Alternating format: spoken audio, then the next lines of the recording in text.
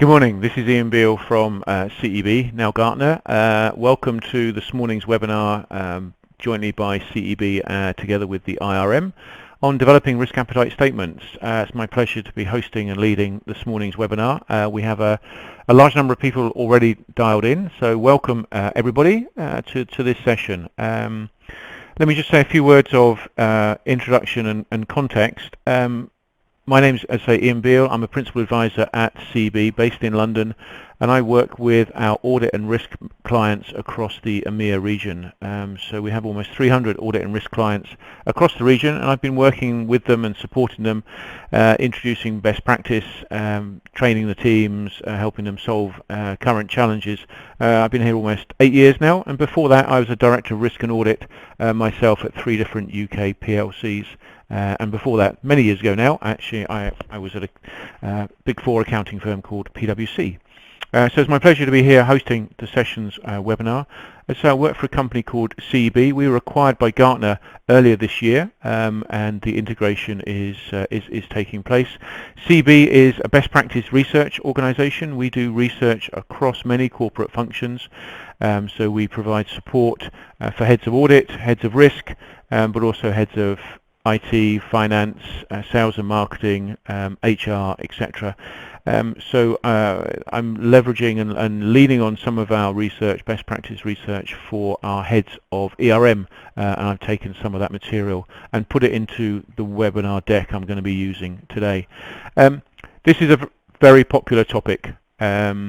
We have a lot of material on our website. We have conversations and run sessions for our clients very often on this topic of risk appetite. How do you, why do you need a risk appetite? How do you define it? How do you operationalize it? How do you roll it out into the business so it influences decision making by not just senior management but by operational management as well. This is the third webinar I've done for the IRM this year. In January I did one on information security, in April one on combined assurance, and we're already discussing topics that we can schedule for 2018. You're all on the website for Bright Talk. Just as a reminder, it's mute. You can't speak to us. But if you do have a question, there's a box you can click on to the right of the screen, and that's enable you to ask us a question.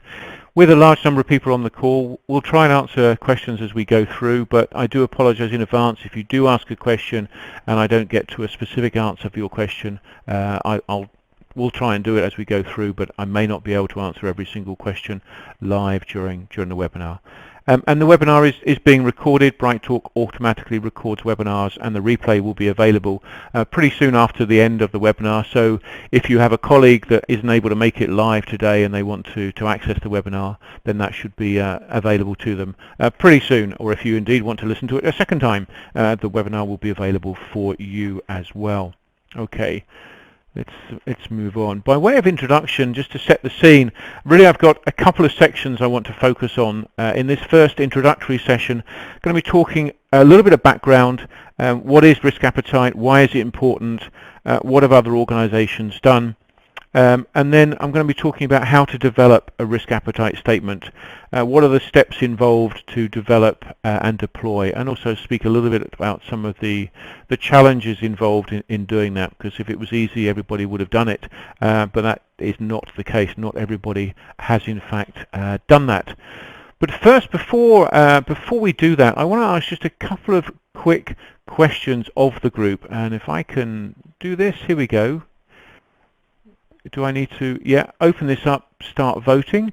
I just want to ask everybody that's on the webinar with us now, what's the status of the risk appetite statement or statements at your organization?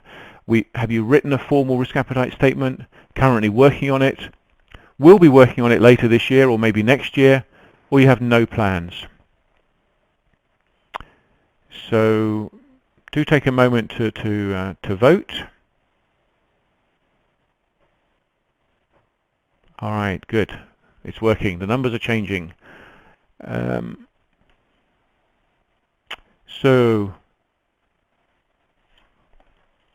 Okay, just keep this open for a little while longer. So I'm seeing 41% has already written, 30, well, the numbers are changing. Yeah, I'm going to, okay, so we're seeing 49%. Right, I'm going to stop voting now. Thank you everybody for voting. So it's giving me 45% has written a formal statement, 31% working on it, 13 will work on it next year, and 9 no plans. Thanks very much for that. I've got a second question for you. This is particularly for those that have already created your risk appetite statement. What happened since the creation of it, since it's been written perhaps by or led by the ERM team at your organization? So it's been approved by the board, and you can choose multiple options here because you might have done more than one of these things. You've published it internally. We've defined KRI so we can track performance. We've customized the risk appetite statement for each of our major business units or lines of business, and we've trained operational management so they know what to do, what decisions they should be making differently today compared to yesterday before we publicized our risk appetite statements. Okay, I'm going to leave this open for a few more seconds. The overwhelming majority it's been approved by the board, but not much else. A small number have defined KRIs, and a even smaller number have trained operational management.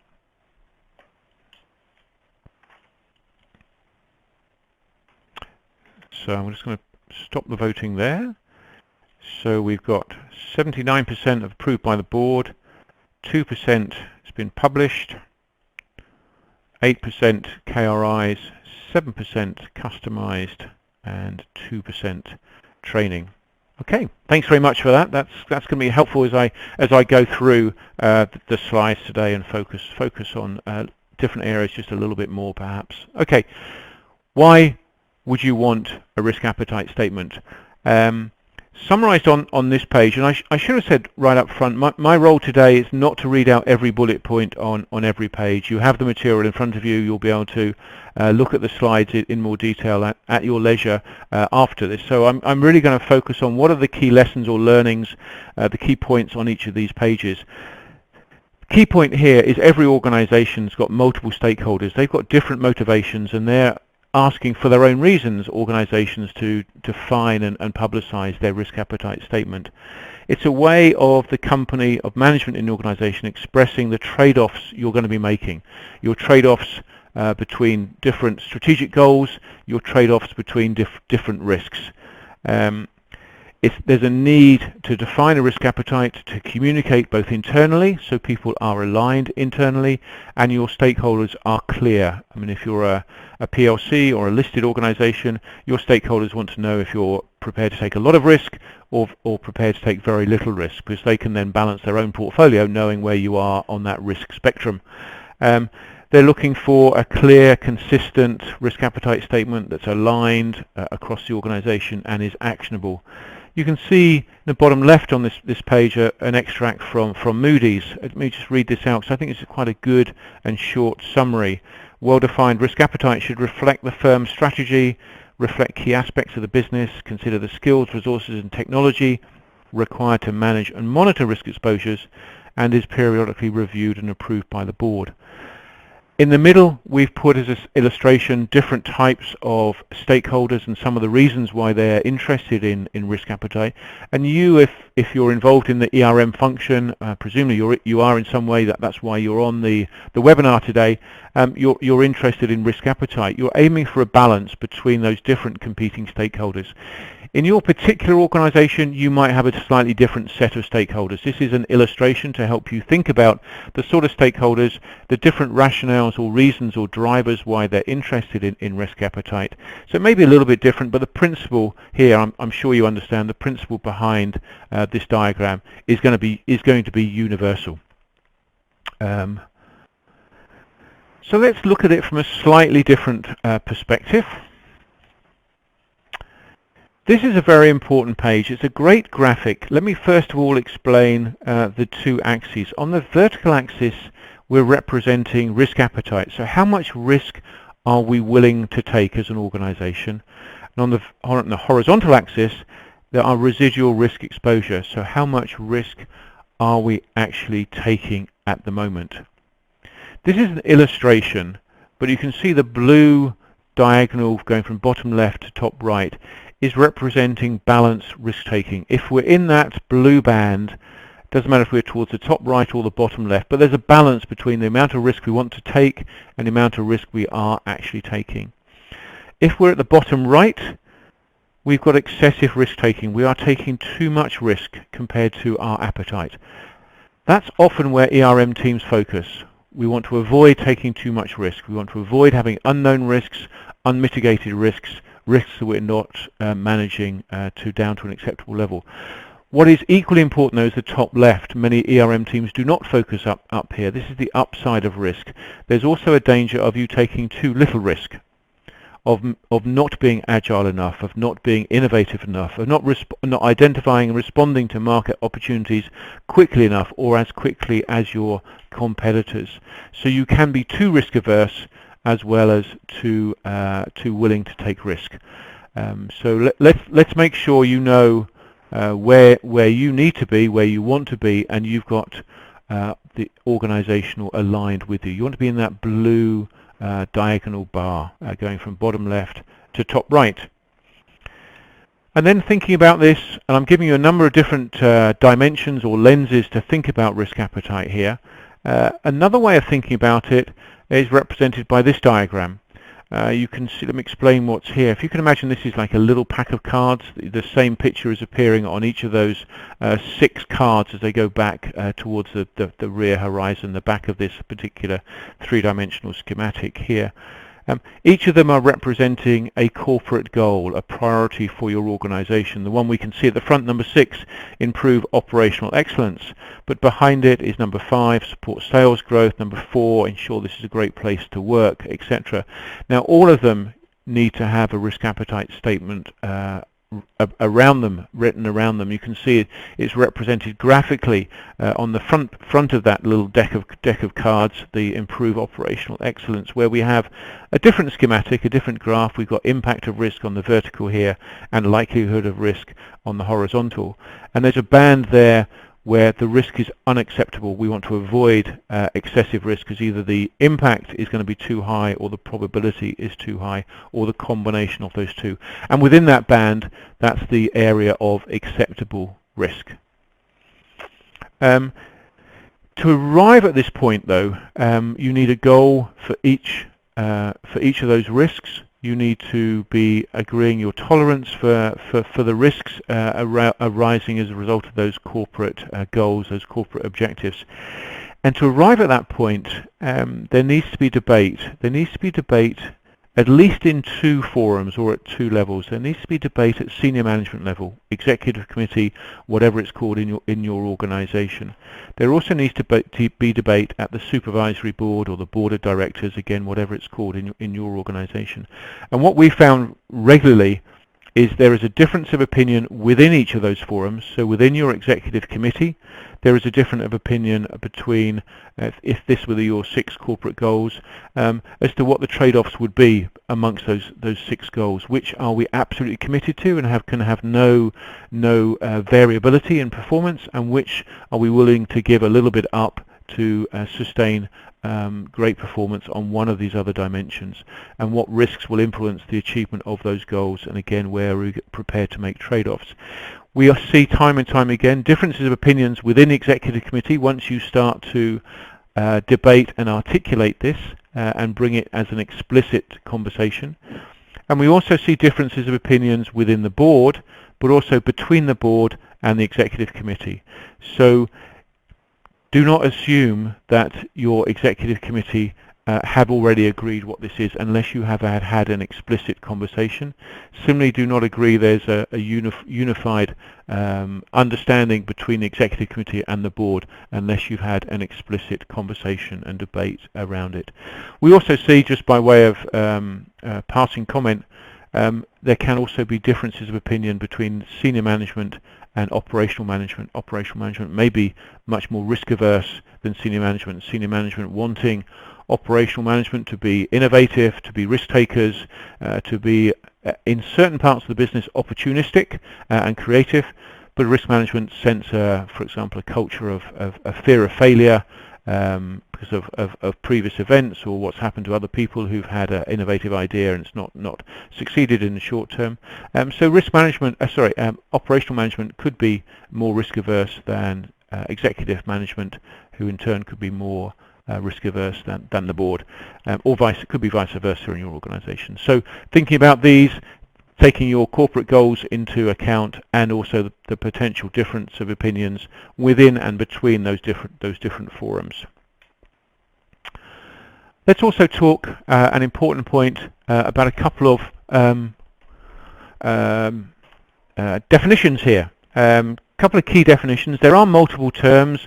There are a number of standards out there. There is guidance from professional associations which talk about risk appetite, risk tolerance, and you need to be clear what definition of these you're going to be using, having something which is meaningful and useful and understandable within your own organization. So these we have on this page, I would say, are our starting point for you. Take these by all means, adapt them and use them for your own organization.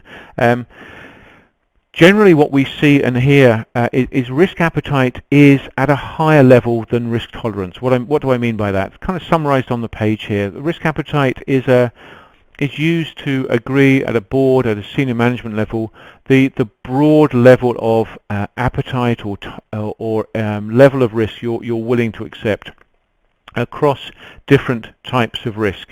It's useful to guide strategic decisions, usually involving senior management and the board to make those decisions around risk appetite statements.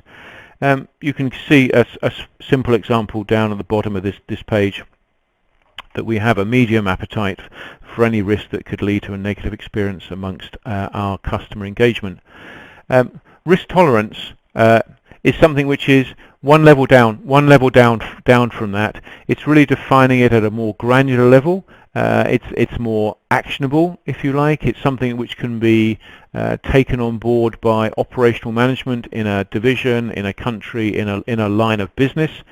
And it's something that you can then reflect in KRIs and define your key risk indicators to help you monitor business performance against that risk appetite. Are you trending towards hitting a trigger?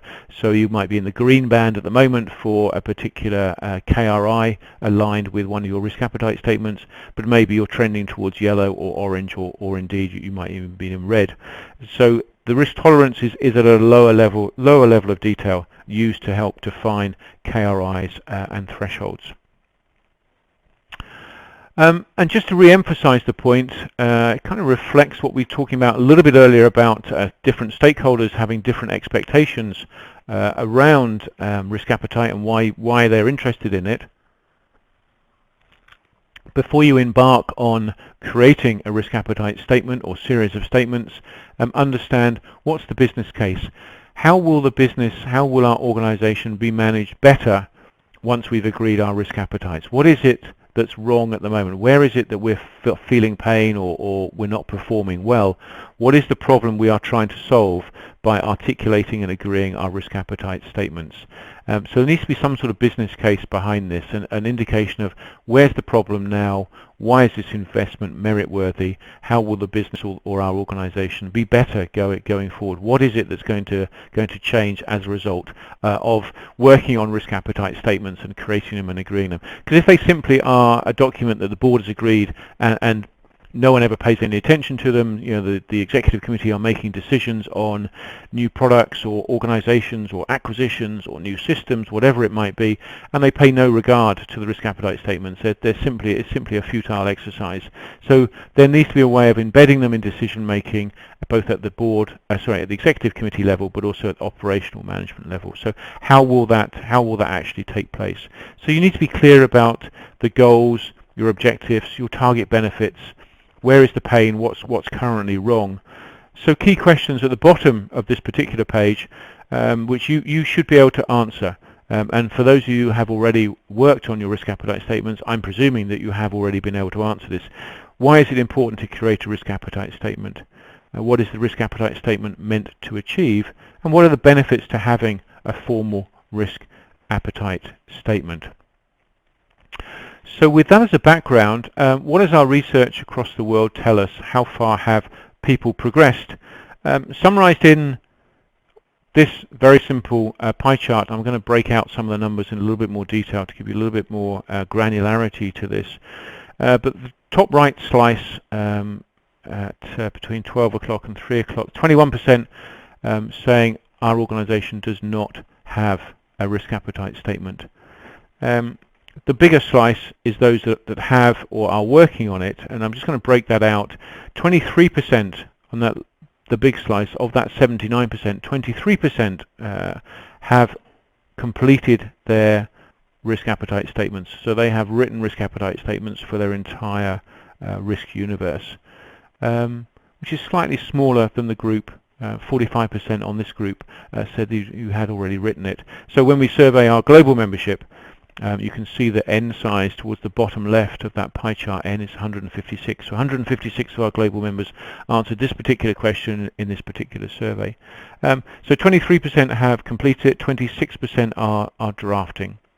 And as you can see, top right, 21% have no plans do not have one and have no plans to develop it. Let's drill down a little bit more detail. Similar question at the top of the page here that I asked you. My question number 2 is, having created a risk appetite statement, what have you done with it?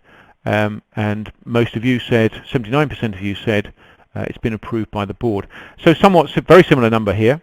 Of those from the previous page that have already created their risk appetite statement, 72% when we surveyed them last year said, 72%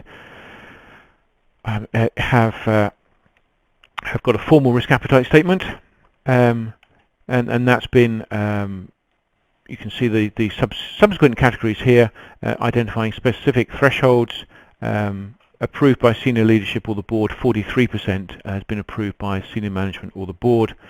And then a smaller number, as we had when I asked you, has this been communicated down to the business? We had a bigger number here. 28% has been communicated to the business, and 14% have customized them for specific business units. We had similar but smaller, even smaller numbers than that from the survey I ran just at the beginning of the webinar. So here we're seeing 43% have got it approved by the board. We saw 79% approved by the board. So a bigger number on this group than our global survey respondents here. All right, so let's move on. With that as a background, I want to talk about what are we seeing teams doing in terms of developing their risk appetite statements? What are the steps involved? Let me share some examples. I want to talk about steps to success. So again, this is based on our research and many case studies that we have. I can't share the case studies with you because our members give us permission to share case studies with other clients. So if anybody on the phone is a member, is a client of CEB, and you're interested in more details and seeing some of the case studies that are underpinning the data and the comments I'm going to be making, please contact either me or your account manager for more information. So a very busy page coming up next. This is an extract from our guidance document on how to build risk appetite statements. Some basic phases at the top to building a project plan, drafting the risk appetite statements, developing the procedures, and then reporting as the final step. So let me take you through some of these steps in a little bit more detail. Starting in the left-hand column, step 1, determine the business need and the case. That's what we've just been talking about. You need to know why you're doing this and get consensus and agreement and indeed support. Step 3, talking about project roles and responsibilities. So what is the role of the board? What is the role of management? What's the role of ERM? We're going to talk about that on the next page. The second column, talking here about what are our let's make sure we understand the objectives of the organization. The sort of thing I was talking about 2 or 3 slides ago. What are the goals of the organization? Let's make sure everyone who's involved in writing risk appetite statements understands what those goals are and can take part in the debate about relative priorities and trade-offs between them. Risk appetite rating criteria. These are the sorts of things of whether you're tolerant to this type of risk, whether you're cautious, whether you're averse. It's those type, defining what your criteria are. Maybe you're going to have 3 levels, 5. I wouldn't recommend more than 5, and defining what your philosophy is. So then for each type of risk you can say, well, we're tolerant of that risk, or we're flexible, we're cautious, we're averse. Then step 3, I'll be talking about that, actually looking at the different parameters that we see being built into risk appetite statements. It's talking here about the different essential building blocks or components, and I'll be sharing some example risk appetite statements in the next few pages. Step 4, we often see teams here setting up and running workshops to bring people together to discuss, debate and agree the risk appetite statements. Not sure if there's any other way of doing it. If you don't think it would work if you had a series of one-to-one type interviews, because you need people to discuss and debate. You need to flush out uncertainties and differences of opinion, get those on the table and discussed and debated and reach consensus. So surveys, one-to-one interviews, don't think those really work. So workshops is the most common approach we see, bringing people together from the business, maybe with some subject matter experts, facilitated by ERM to really get at your risk appetite statements. We run training on how to run great risk appetite statements. Sort of things that you need to think about when you're planning a workshop like that. Obviously who to involve, who to invite, to making sure you can get the right people in the room at the right time.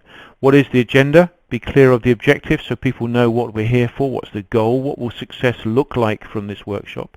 And the duration, is this going to be a 1-hour session, is it going to be a 2-hour, half day, full day? Location, where are you going to meet? Are you going to go off-site to get people away from the office, or can you do this in the office and take breaks for email catch-ups and so on? Pre-read material. You want everyone to be up to a certain level of information and knowledge about the organization, maybe about the strategy, the key initiatives for the next 12 months, recent incidents, disputes, tribunals, insurance claims, etc. So what is the essential reading you want everybody to have, and how do you want to make sure that they have prepared adequately for the workshop? Who's going to facilitate it to make sure the workshop is successful? What questions do you want to make sure occur in the workshop? How will you deal with difficult but likely to occur topics or questions? How will you deal with quiet people to make sure you are in fact involving them and getting their opinion? How will you deal with a very strong personality? For example, your chief executive may be a very dominant personality. How will you manage him or her in the room to make sure everyone else feels able to speak up? What's a measure of success? What will good look like when people walk out of the room? They will say that was successful because. What is the answer to that? And what's the next step? We could talk about that in more detail for anybody that wants to understand more about running great workshops. Do let me know. And then you actually obviously conduct step 5, conducting the workshop. In the third column there, defining key risk indicators. I've got some examples coming up to illustrate that. Determining risk reporting cadence. How often are you going to be reporting on your KRIs, and to monitor whether you are in line with your risk tolerance, with your risk appetite? Is it daily, weekly, monthly, quarterly, and who's going to be getting those reports? Deciding great reporting templates. That's the subject of a whole nother webinar that I ran earlier this year. Key attributes that just to highlight for you. Graphics, use color.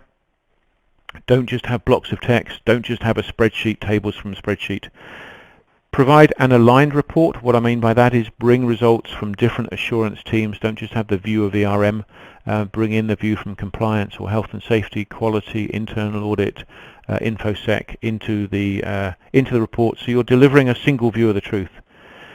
Get the opinion of the risk owner into that report. Don't just have the view from assurance providers. Someone owns each of these risks. We've agreed a risk appetite, so are our controls adequate at the moment and going forward to keep this risk within the band of tolerance, so not too much and not too little? And is there any action needed to either maintain our current position or to improve it. If we're orange or yellow, what do we need to do to get back into green? If we're in green, what do we need to do to remain in green, given the business or the world outside is going to be changing in the next 6 months? And then on the right hand side, the last column, monitoring these obviously on a regular basis, reporting to the board as I've just been talking about, and reviewing and refreshing those risk appetite statements on a regular basis. How regular? It depends on your organization. It might be every year is sufficient. It might be, if you're in a very dynamic and fast moving sector or a fast moving organization, it might be you need to update your risk appetite statements perhaps every 6 months and not every 12 months. So there's a lot of things there. We have, as I mentioned up front, a guidance to this. It's 55 pages, a lot of very detailed practical guidance on how to follow each of these steps. So some great information. I'm just giving you some highlights right now. I'm going to give you a little bit more detail on several of those key steps in the next few pages. So roles and responsibilities. We've documented here the board, senior management and the ERM team. I'm going to read out some of these things on here. The board need to approve the risk appetite statements. That is the board of directors' role, providing oversight and challenge to management. So they need to be supportive of the need for risk appetite statements. They need to be involved in the approval of those risk appetite statements, and then they need to hold management to account. If those are our risk appetite statements, that is the tolerance of risk that we're prepared to operate in. This is too much, this is too little, this is just right. They need to hold management to account when management are making key decisions about initiatives or changes, and in terms of daily operation as well. Senior management need to be the ones who are deciding what these risk appetite statements are. So what level of risk are you prepared to accept or want to accept, defining the appetite, the tolerances, the limits, the KRIs, needing to provide resources to ERM to help make this happen, supporting operational management with communication and training, helping them customize them to suit their own lines of business or business activities, and then making sure that they are demonstrably using the risk appetite statements that have been created and agreed, so they're making what we would call risk-aware decisions. So it's one thing to agree these risk appetite statements, it's another to make them part of key decisions that are being made by senior management and operational management. And the role of ERM is to help make this happen, if you like. Building the project plan, providing subject matter experts, facilitating workshops, probably taking a lot of the actions that come out of that workshop and producing the template, populating that template through discussion and iteration with operational management, with senior management, with subject matter experts, and then probably being the team that collect the information and produce the regular risk reports that go to the ExCo, go to the risk committee, the audit committee, or the board. And you might use an analogy here. I quite like this analogy, but ERM team being the coach and management being the athlete. Now you can provide motivation, training plans, you can organize training events, you can do all sorts of things to coach the athlete, but each athlete will have some capacity and capability, but also they'll have a motivation. Do they want to be kind of champion of the team, of the town, of the region, of the nation, or their aspiration to be an Olympic champion? So you can help and support management, but you can't do this job for them. They need to be the athlete. They need to be the people that are making these risk appetite statements and making them operationalized as well. All right, I hope that's been helpful. Moving on, why do you need a workshop? The key point about this page is often when at the top of this page, when senior management get together, when the executive committee gets together, particularly if they're thinking about strategic type, longer term, big investment type activities, they're looking at the sorts of things in the top of the page here in those bullet points. They're talking about growth options, competitors activity, M&A options, new market opportunities, and yes, risk ought to be in there. But what we see and hear time and time again is it's believed to be everywhere, but actually turns out to be nowhere. Unless risk is an explicit topic on the agenda, or indeed a matter of a separate workshop, it doesn't actually get truly considered in any realistic way. It's kind of in the mix, if you like. It's in the conversation, but not really, because people are so focused on the growth opportunity, the revenue opportunity, responding to the competitor initiative, or delivering one of your in-house projects or initiatives, or making sure the new product is ready to launch on time without thinking about potential downsides. So we recommend specific focus on risk and risk appetite, rather than simply assuming it's going to be a natural byproduct or part of a conversation discussion that's happening at a strategic level, at the ExCo level. Bottom of the page, key point I'd make here is we also need to compare. If management set and define risk appetite statements for a variety of risks, a role of ERM, and this is a challenge for many ERM teams, is to hold up the mirror. Say, okay, you've now defined these risk appetite statements. This is what you're saying you are prepared to tolerate, you're prepared to accept, willing to accept even. Let's just look back over the last few decisions that you've made in terms of investments, reorganizations, product launches, etc.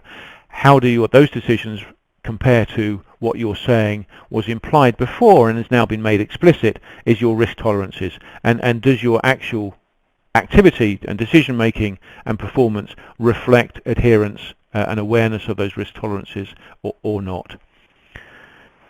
So let's go into a little bit more detail. I said just a few minutes ago I was going to explain some of those steps that were on that guidance in a little bit more detail.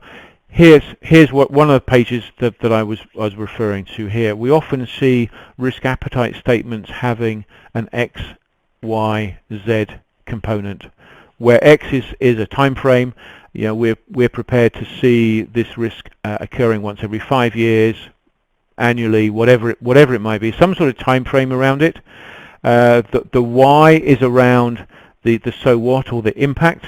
You know, how big a thing are we prepared to accept or willing to accept? And the Z is around a likelihood. You can see a couple of examples at the top. Let's say over a 5-year horizon, we're willing to accept the possibility of £1 million loss as a result of a 1 in 5 year risk event occurring. Risk event could be, you know, fill in the gap if you like, but risk event is relevant to you. So we often see risk appetite statements having those sorts of components in the phrase, that sort of length of wording, those sorts of components.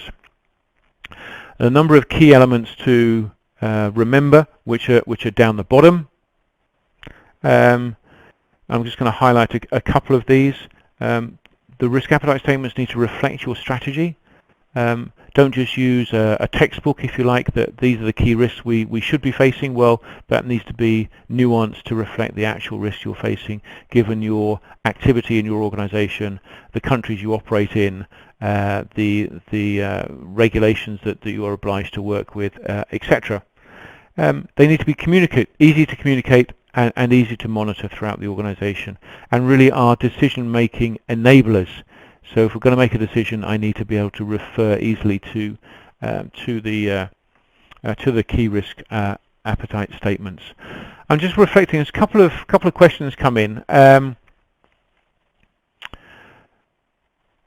One's around red, amber, green, red, amber, yellow, green. What's optimal?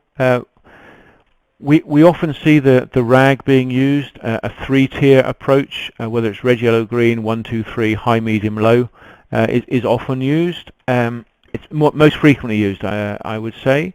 The downside of that is there's an easy tendency to gravitate to the middle. So the advantage of a red, amber, yellow, green is there's a even number of categories, not a natural center point, and you have to make therefore a more careful decision as to which band you're in. It depends what you're using it for. For KRIs, we often see red, amber, green or being used. For deciding on key risks, then a red, amber, yellow, green is often used. So another one is what's the best approach for risk appetite statements? To have a single overarching risk appetite document, or include these in each individual risk-related policy? An interesting question. We see varied answers to that. Certainly we see multiple risk appetite statements to describe and document your tolerance and appetite for different risks that you're facing. Most of the organisations we work with, I mean, let me just take the UK as an example, because many of you will be based in the UK. If you look at the number of principal risks that PLCs are reporting, the average number is 11. Some organisations report more, some organisations report a little bit less, but the median is 11 because we looked at the FTSE 100 principal risk reports last year, and we've just done it again for this year. So the median is 11. Each of those you would expect to see a risk appetite statement for, and it could be appearing in a couple of places. You might have it in an overarching risk appetite policy, and reappearing, the individual ones reappearing in a specific policy which covers that particular risk or that particular activity or business line of business. Okay, thanks for those questions. I'm just looking through. Sorry, just a pause here, looking at other questions that are coming through. Yeah, no, I think we've answered most of the other questions that have come through so far. So, just going back to the page here, there's other guidance, guidelines at the bottom of the page there, which you can see in that sort of blue box, the characteristics of effective risk appetite statements. As I said up front, my role is not to read out everything on every page. I've highlighted a couple of them, make them relevant and reflective, make them easy to communicate, make them decision-making enablers. I would highlight those three as particularly important characteristics of great risk appetite statements that we see.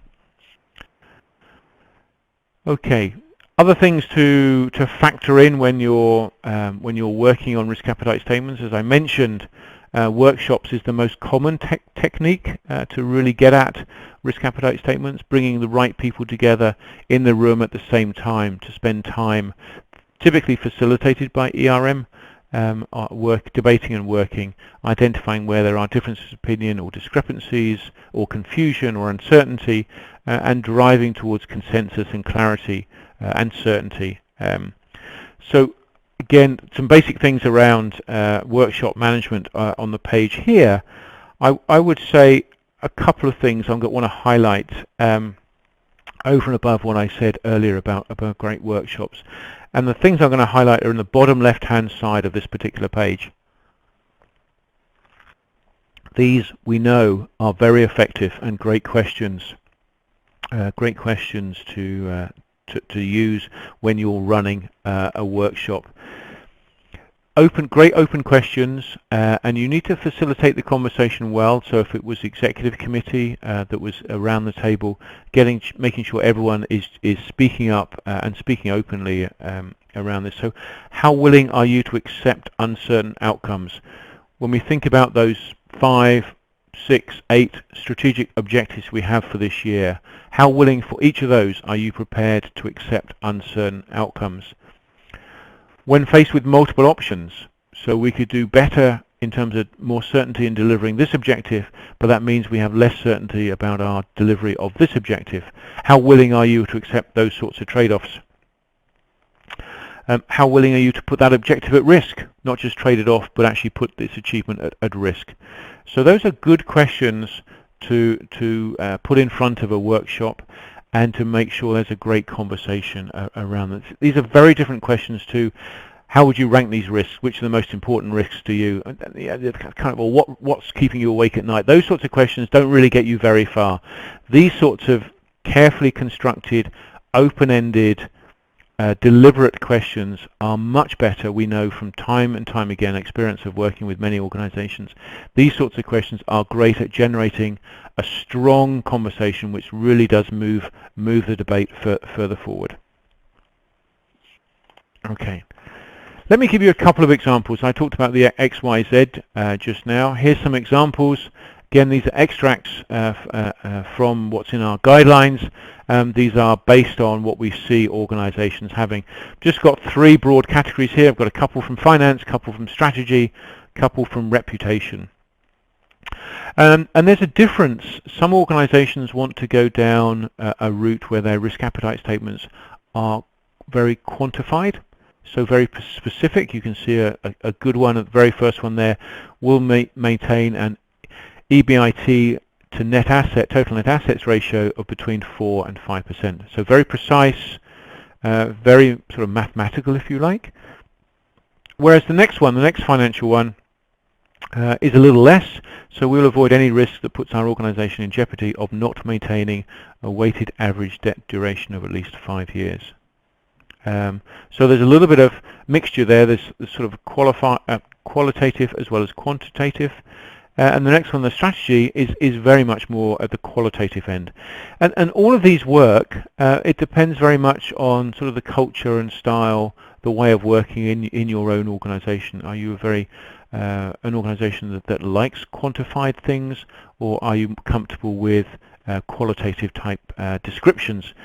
So we will not risk diluting our brand value by entering into completely unrelated business ventures or product segments. So there's no numbers at all in there, but for that organisation, that's a very clear statement that they're basically going to stick to their core expertise. They're going to continue doing what they have been doing well in the recent past. Now, I'm not saying that these are universal, that these you can simply cut and paste and say this is a great key risk appetite statement for our organisation. These are again illustrations, and the purpose behind them is to spark your own thinking, to give you examples which you can use, but you definitely do need to customize them to make them appropriate and suitable for your own organisation. I mentioned earlier that I ran a webinar earlier this year on reporting, or it might have been last year. No, it was last year. It wasn't one of the ones this year. It was last year on board reporting and writing great or creating great risk reports.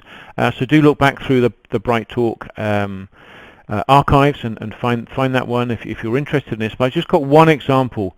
I mentioned earlier that a part of the risk appetite project is defining KRIs and writing or creating great risk reports. Well, here's one. We've used a pseudonym. This is a real example, but we've used a pseudonym. We've called the company that does this Xanadu. It's not the real company's name. It is based on a real company, a real risk report. What we like about this one is, it might be inopportune to call it this, but a tornado, given the weather condition in the US at the moment. But because it looks a little bit like a tornado. But the key thing about this is it contains a lot of information in a very, very simple to look at, powerful graphic. And it's showing you we have a tolerance, we have guardrails, if you like. It's not just we're trying to manage all risks down. For some risk we're prepared to accept a lot of risk, and for others a lot less risk. There's areas which is too much risk, areas which is too little risk. So if I talk about the top one, again, just this is an illustration. These risk categories might not apply directly to you, but please be empathetic with this as an illustration. Let's take the first one. It's called community involvement. You can see it's got a very broad blue bar alongside that. That means that the distance between our upper limit and our lower limit is pretty big. That means we have a big tolerance, a large tolerance for volatility or uncertainty in terms of the delivery against our risk, which we're calling here community involvement. At the middle there, you can see exactly where we're currently performing. The small dark blue line, we're right pretty much in the middle there, so we're in line with expected. Next one down, compliance, regulation, outlook. We have a slightly narrower tolerance for uncertainty or volatility or variability here, but still pretty broad. Next one down, consolidation, gets narrower, but in this particular case, we're outside. We're taking too much risk here. It's outside our tolerance, the blue bar. That red cross is much nearer our upper limit. And you can see as we go down these different types of risk, our tolerance is getting narrower and narrower. So for capital plan, it's much narrower. Return on net average assets is smaller. And then turnover is the one where we have the smallest amount of tolerance for uncertainty or volatility. Now clearly those risk areas are going to be probably not the right ones, not related to the ones you're most focused on. But the point about this example is the way of illustrating it, the way of graphically reporting, because we're showing here how big our risk tolerance is, or how big or how small for each of our risk areas. We've defined what our expected level is. You can see in the middle, so that's a kind of KRI appearing in the middle where the little blue line is appearing, and then the red cross is showing where our current performance actually is.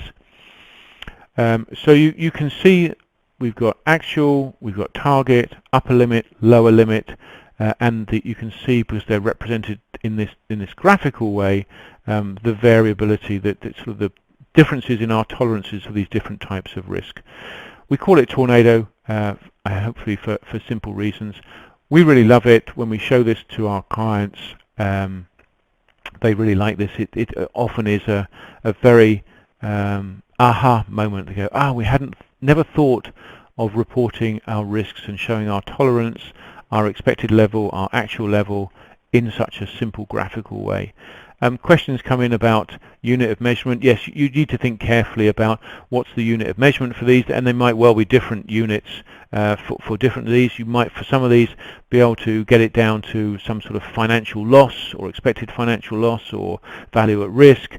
Others might be more of a reputation, so this could affect our share price, for example. Others might be a regulatory impact. So there could be different underlying measures as to how you decide how much tolerance you have for these risks, but you do need some way of normalizing it before you can put it into a graph like this. Absolutely. Okay, I'm keeping an eye on time. Is it working? Is this working? We've worked with a number of organizations, and one of the key things is, yes, like you, let's define our risk appetite statements. Most of you said you've done that, but most of you also said we've not rolled this out, we've not cascaded and communicated it to our operational management, to those managers running business units or lines of business. And I wonder if you're facing the same conundrum that some of our clients have faced. Well, how do we best do that? And not only how do we do it, but how do we do it effectively so it actually makes a difference? And what success look like here? Well, success looks like management in the businesses are making decisions in line with our defined risk appetite tolerance or risk appetite statements. You can see here, yes, 71% are doing that based on this survey that we did, but about 29% are not. And there's some examples we call out on the right-hand side here. So it might be excessive risk-taking or excessive caution. A couple of examples of excessive risk-taking. So we launch a product that exposes the company to a geopolitical risk that the CEO had decided to avoid. So we launched a product in a country that we had previously decided we didn't want to do business in. Or procurement, single source, a critical component, because it's great in terms of pricing, but actually exposes us to vulnerability of disruption to supply of that component because of geographically where they are, or we're exposed to their quality standards, we're exposed to the financial viability of that company, whatever it might be. Excessive caution, on the other hand, business leaders taking too little risk in some organizations. So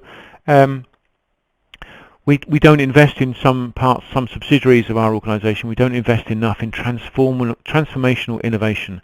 We're investing in incremental innovation, which is not going to be enough. We're sort of just making modest improvements to our products or services, where we should be thinking about how can we be the next Uber in our industry. Or we spend marketing on marketing campaigns the same as we did last year, the same as we did the year before, whereas we should be rethinking how best to spend our marketing budgets so we can expand our products and services, expand our market share. So we could be showing excessive caution, we should be showing excessive risk taking. So generally good, 71% yes, following along, but 29% not following, and that's where risk appetite has been decided, agreed and communicated. Still operational management not following, not making decisions in line with that risk appetite statement. Why is that? We've done a lot of research on this. we've run a whole series of meetings last year on this. There are three basic reasons. I'm going to give you the key root cause behind this. There are three reasons why business leaders in subsidiaries, lines of business, or geographical regions do not follow. Firstly, mixed messages. Secondly, silence. Thirdly, vagueness. What do we mean by that? Quotes in each of those boxes. Mixed message. Well, I'm unsure because I got an email last week about expanding our market penetration here, and the week before I got one about managing risks in line with risk appetite statements. They seem incompatible to me. I can't see how I can drive growth and still manage risks. I'm getting confused by mixed messages from different members of the executive committee. Secondly, I read the risk appetite stuff. I just didn't think what I'm deciding here, this decision on the example we got here, this new technology, this new system, was in any way related to those risk appetite statements. I just couldn't see the connection between one and the other. And vagueness. Yes, I know we have a small appetite for cybersecurity risks, but I don't know what that means for me. How would that make a difference to what I'm deciding, how I'm running my business and decisions I have to make? It just doesn't seem relevant to me, so I'm confused by that. So the solutions to that, as you can see at the bottom, how ERM can help the communication and consistent implementation of risk appetite statements. It's around consistency of messages, awareness of that risk appetite, and providing specific guidance to the business. Okay.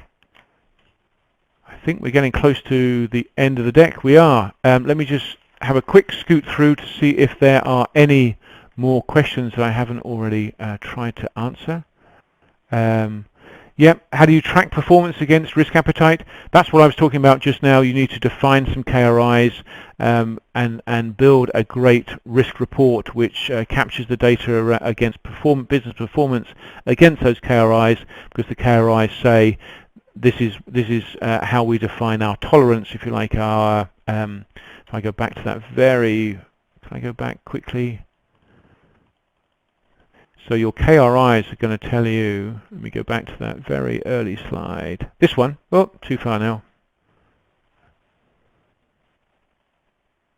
So you're going to have KRIs for each risk, which is going to tell you what's the boundary of your blue band here. So if we have a KRI, it's going to have a tolerance limit. This is an upper limit. This is a lower limit. So your KRIs will tell you when you're in band or out of that band. In the same way, the Xanadu, the tornado. Oops, gone too far again. The Xanadu case. Let me go back to that. So the Xanadu one does that in the same sort of way.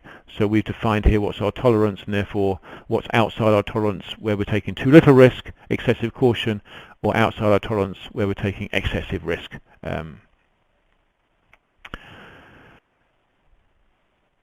Yeah, good question. Would you expect a business to have zero appetite in most instances? Generally, no. For very few risks, you're trying to drive that to zero.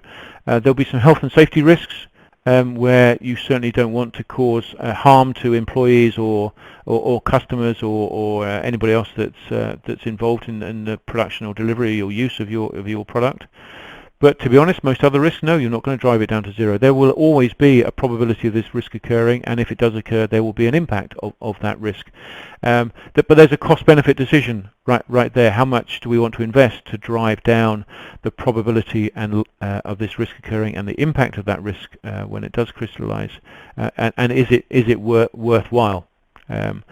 Clearly the boundary for tolerance, again represented by that Xanadu case, some risks you will have a much smaller tolerance for volatility or uncertainty, others you might accept a bigger tolerance. So innovation, for example, it might be, well, we are prepared to innovate, to launch, to try new things, and some of them will work, some of them will not. We're going to do research before we launch any of them, but our appetite is we're going to try, we're going to learn, we're going to kill failures early, and build on successes and invest in those. But to do that, we have to innovate, and some things will fail and some things will work. So the risk of innovation, you might have a high tolerance for, but the risk of poor product quality, you might have a very low tolerance for that. Risk appetite statements reviewed and revalidated, absolutely. As I was talking about earlier, frequency, at least every year in your industry, in your organization. You might need to do it more frequently from that. I'm going to need to bring this to a close because we're at 11:59. I just want to go on to the very last page. I think it's just, yeah, a little bit of an advert. If you're interested more about CEB, there's how ERM leaders use CEB risk. Do take a look at that. If you want to learn more, then I think the very last page is you can contact us, cebemir@cebglobal.com. It's almost 12 o'clock. I think do I need a polling question here to... Yeah, I think there's an opportunity for you to give feedback. One of the options on the right-hand side of your screen is feedback for the audience.